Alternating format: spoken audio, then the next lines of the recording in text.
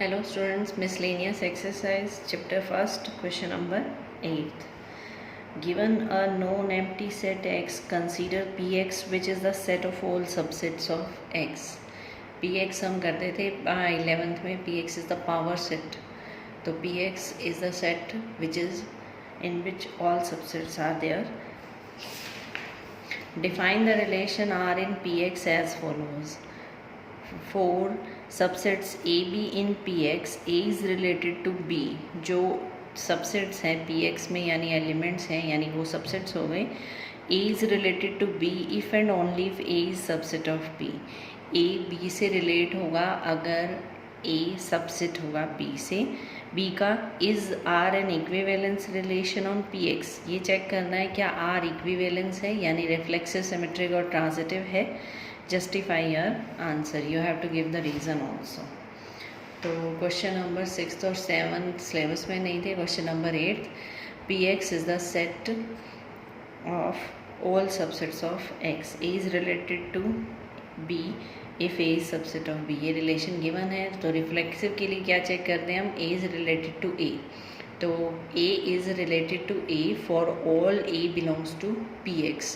Px यानी power set से कोई भी सेट उठाएं तो A रिलेट करेगा A से. क्यों करेगा? Because every set is subset of itself. ये हमने 11th में पढ़ा था. Every set is the subset of itself. So A is subset of A, so A is related to A. That means R is reflexive. Symmetry के लिए क्या करते हैं, A is related to B है तो check करते हैं क्या B रिलेटेड टू A है. तो let A is related to B, that means A is subset of B. अगर A B का सबसेट है तो B A का सबसेट नहीं हो सकता. B can't be subset of A, that means B is not related to A. R is not symmetric. यहाँ पर क्या आ जाएगा, B is not related to A. A related to B है but B is not related to A. Next, A related to B, transitive के लिए B related to C. We have to check A related to C or not. तो A related to B, that means A is subset of B. B related to C, according to definition B is subset of C. A subset है B का, B subset है C का, तो A is subset of C. A is subset of B, B is subset of C, then naturally it is clear that A is also subset of C, that means A is related to C. So R is transitive, but R is not an equivalence relation because it is not symmetric.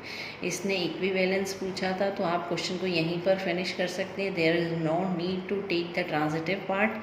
Only when we say that it is not symmetric, then we say that it is not an equivalence relation. Transitive की ज़रूरत नहीं है. यहीं पर prove हो गया कि ये इक्विवेलेंस नहीं है क्योंकि इक्विवेलेंस के लिए तीनों कंडीशन कंपल्सरी है.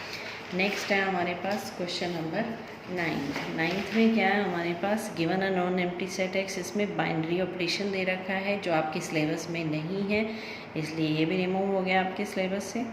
नेक्स्ट है find the number of all onto functions from the set 1 to 3 and to it self.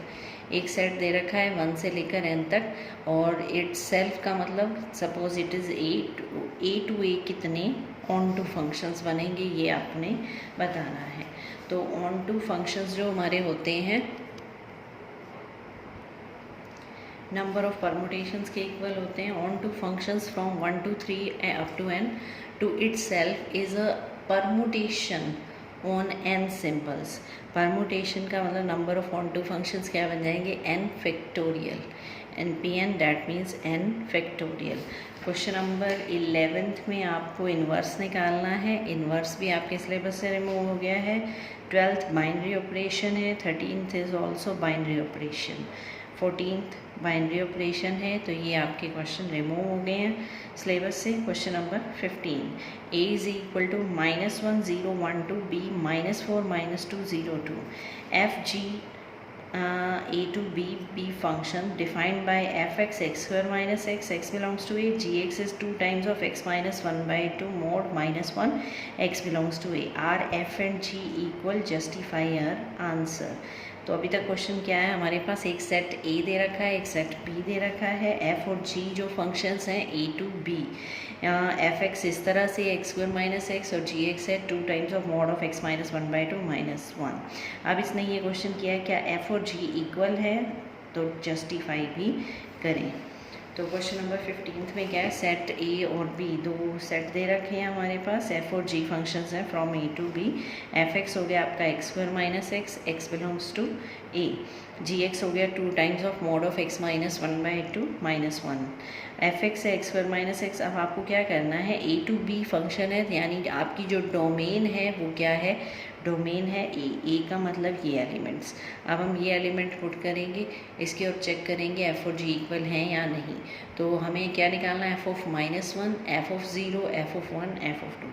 F of -1 यहाँ -1 पुट कर दिया, इसी तरह एफ ऑफ 0 यहाँ फंक्शन में 0 पुट किया, फिर एफ ऑफ 1 निकाला, इसी तरह एफ ऑफ 2 निकाला, ये वैल्यूज़ आ गई। इसी तरह अब हम जी फंक्शन लेंगे, क्योंकि जी भी ए टू बी है तो जी के लिए भी डोमेन ए ही है। तो जी ऑफ -1 लिया हमने, यहाँ x की जगह -1 पुट किया, -1 -1/2 बन गया -3/2, और -3/2 का मोड कितना हो जाएगा, 3/2, और 2 ये कैंसिल हो जाएगा तो 3 - 1 आ जाएगा 2। इसी तरह 0 पुट किया, ये 0 हो गया, 0 - 1/2 हो गया -1/2, और -1/2 का मोड है तो वो बन जाएगा 1/2। ये 2 कैंसिल हो जाएगा, 1 - 1 क्या आ जाएगा, 0। इसी तरह जी ऑफ 1 और जी ऑफ 2 निकाला है। अब हमने चेक किया एफ ऑफ -1 और जी ऑफ -1 दोनों की वैल्यू आ रही है 2। इधर से एफ ऑफ 0 और जी ऑफ 0 दोनों की वैल्यू आ रही है 0। एफ ऑफ 1 और जी ऑफ 1 दोनों की वैल्यू है 0। एफ ऑफ 2 और जी ऑफ 2 दोनों की वैल्यू क्या है, 2। तो यानी F of A equal to F G of A for all A belongs to A.